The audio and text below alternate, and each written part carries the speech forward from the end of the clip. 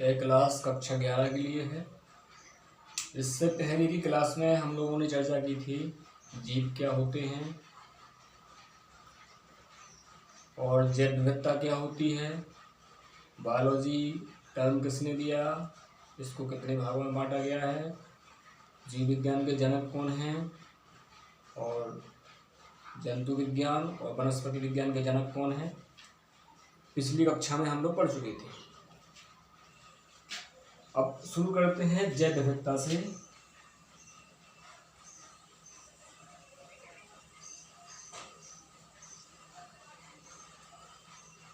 हमने पिछली क्लास में बताया था कि पृथ्वी पर कई तरह के जीव पाए जाते हैं, कई तरह की वनस्पतियां पाई जाती हैं, कई तरह के जंतु पाए जाते हैं। लगभग 12 लाख से अधिक प्रकार की वनस्पतियों की खोज आज तक हो चुकी है और इसी तरह लगभग 7 लाख के आसपास जंतुओं की प्रजातियों की खोज हो चुकी है। तो वनस्पतियों की लगभग 12 लाख प्रजातियां खोजी जा चुकी हैं और जंतुओं की लगभग 7 लाख प्रजातियों की खोज हो चुकी है। अब हम देखते हैं कि चाहे जंतुओं को ले लें चाहे वनस्पतियों को। जंतु हैं हमारे आसपास, गाय है, कुत्ते हैं, चूहा है। देखें तीनों में अंतर है, बनावट में अंतर होते हैं, रंग में अंतर होते हैं, आकार में अंतर होते हैं, उनकी आदतों में अंतर होते हैं। तो सोचिए कि 12 लाख प्रकार की वनस्पतियां होंगी तो उनके बीच में कितने अंतर होंगे। 6-7 लाख के आसपास जंतु होंगे, जंतु जातियां होंगी, तो इनमें कितने अंतर होंगे। तो इतने पर्याप्त अंतरों के बावजूद इनको पहचानना, इनको नाम देना एक बड़ी समस्या है। तो वैज्ञानिकों ने इसके लिए एक साधन अपनाया, वर्गीकरण, क्लासिफिकेशन।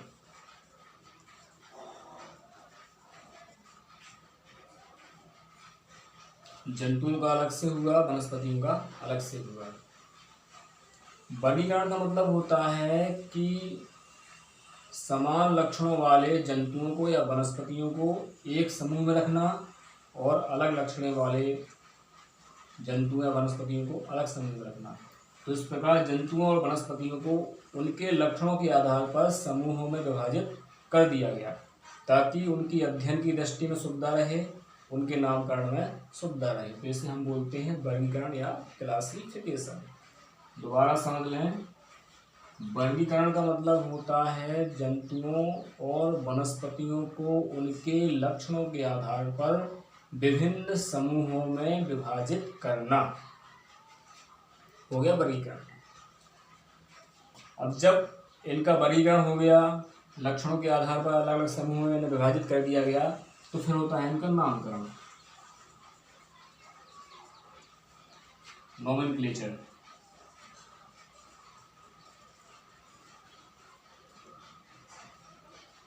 अब जो नामकरण होता है, पूरे विश्व में यदि कोई जंतु की जाति है या वनस्पति की जाति है तो उसको एक ही नाम दिया जाता है ताकि सभी देशों में वह एक ही नाम से पहचाना जाए। एक नाम देने से अध्ययन की दृष्टि में सुविधा होती है, कहीं कोई कन्फ्यूजन पैदा नहीं होता है। अब वर्गीकरण और नामकरण दोनों को मिला के एक अलग शाखा बनी जीव विज्ञान की, जिसको बोलते हैं हम लोग वर्गीकी। वर्गीकी इंग्लिश में होता है टैक्सोनॉमी। तो वर्गीकी जीव विज्ञान की वह शाखा होती है जिसके अंतर्गत विभिन्न प्रकार के जीवों का वर्गीकरण और नामकरण किया जाता है। इसकी वर्गीकी या टैक्सोनॉमी की डेफिनेशन दोबारा सुन लें। वर्गीकी या टैक्सोनॉमी जीव विज्ञान की वह शाखा होती है जिसके अंतर्गत सभी जीवों का वर्गीकरण और नामकरण किया जाता है। अब जीवों का नामकरण करने के लिए 2 संस्थाओं का निर्माण हुआ है। एक है ICVN और दूसरी है ICZN। इसका होता है international code of botanical nomenclature, दूसरे का होता है international code of zoological nomenclature.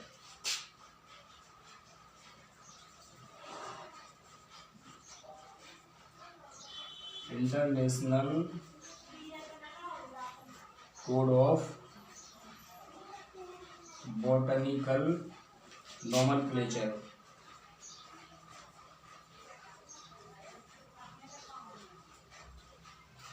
और दूसरे का होता है international code of zoological nomenclature.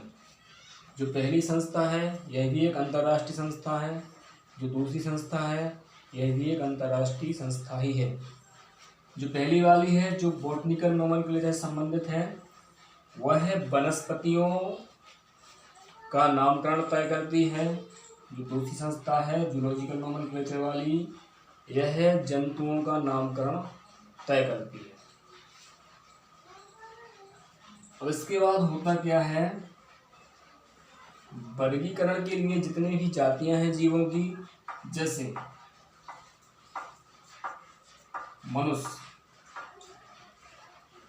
मनुष्य जीव जाति है, जंतु जाति है।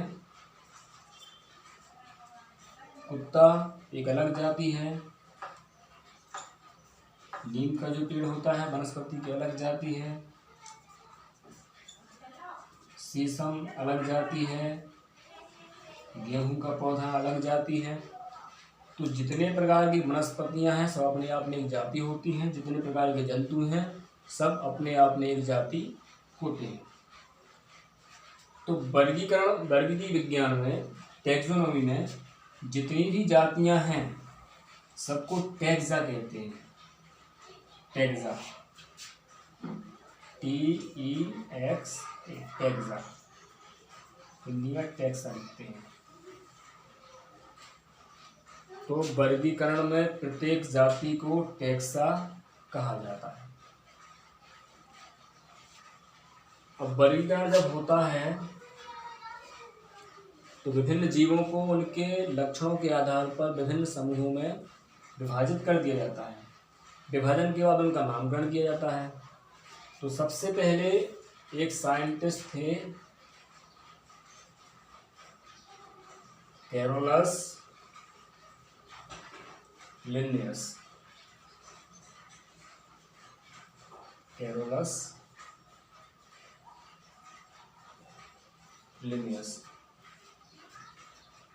इन्होंने नामकरण की द्विनाम पद्धति का विकास किया।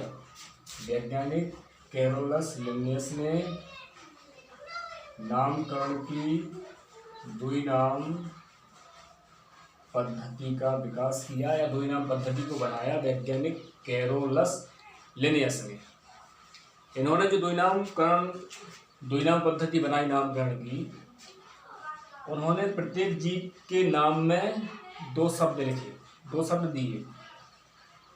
पहला शब्द उन्होंने लिखा वो उसके वंश को दर्शाता है, और दूसरा जो वर्ड है, शब्द है, वो उसकी जाति को प्रदर्शित करता है।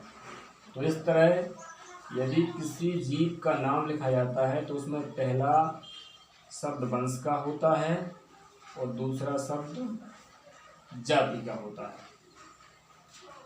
जैसे उदाहरण के लिए हम मनुष्य को ही लें तो मनुष्य का नाम होता है होमो सैपियंस।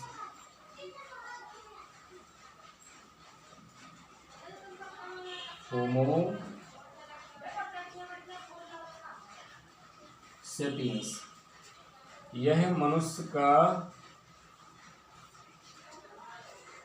जंतु विज्ञान की भाषा में नाम है। यानी international code of zoological nomenclature के अनुसार मनुष्य का नाम होता है होमो सैपियंस। इसमें जो होमो है यह मनुष्य का वंश है। हमने बताया था कि द्विनाम पद्धति में पहला अक्षर पहला वर्ड, शब्द वंश को दिखाता है। तो होमो मनुष्य का वंश है और जो सैपियंस है वो मनुष्य की जाति है। इसके बाद अगली क्लास में